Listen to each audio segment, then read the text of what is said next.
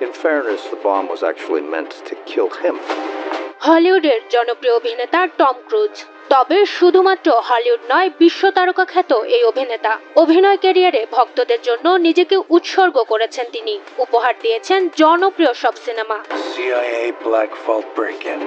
গত 23 মে বিশ্বব্যাপী মুক্তি পায় Mission Impossible the final reckoning. Tom Cruise অভিনীত সিনেমাটি ঝড় তুলেছে সিনেপ্রেমীদের মনে। মুক্তির পর থেকে রমরমা ব্যবসা করছে সিনেমাটি।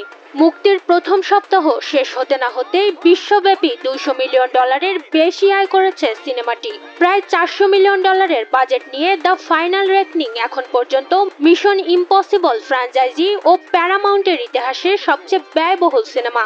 সিনেমাটির প্রচার শুরুই হয় বিতর্ক দিয়ে। চলতি মাসের শুরুর দিকে মিশন ইম্পসিবল ফাইনাল রেকনিং সিনেমার প্রচারে দক্ষিণ কোরিয়ার সিউলে গিয়েছিলেন টম ক্রুজ। সিউলে সংবাদ সম্মেলনে মার্কিন প্রেসিডেন্ট ডোনাল্ড ট্রাম্পের প্রস্তাবিত বিদেশি নির্মিত চলচ্চিত্রে শুল্ক আরোপ নিয়ে প্রশ্ন ওঠে। তবে আলোচনার মোড় ঘুরিয়ে দেন এই অভিনেতা। আমি আমার সিনেমা নিয়ে প্রশ্নের উত্তর দিতে বেশি আগ্রহী।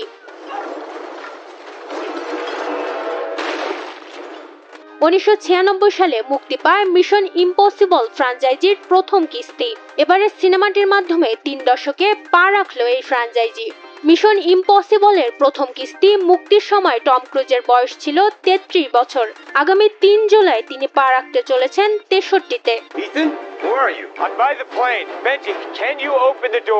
জানা গেছে টম ক্রুজের সবচেয়ে ঝুঁকিপূর্ণ স্ট্যান্ড রয়েছে এবারের সিনেমাতে। তাকে দেখা যাবে এক ভয়ঙ্কর জলের নিচের দৃশ্যে, যেখানে তিনি অভিনয় করেছেন একটি 85 লাখ লিটার পানির ট্যাঙ্কে, যা এক ডুবে যাওয়া সাবমেরিনের পরিবেশ তৈরি করেছে। দৃশ্যটি এতটাই তীব্র ছিল যে শুটিং চলাকালে প্রায় শ্বাসরোধের পরিস্থিতিতে পড়েছিলেন ক্রুজ।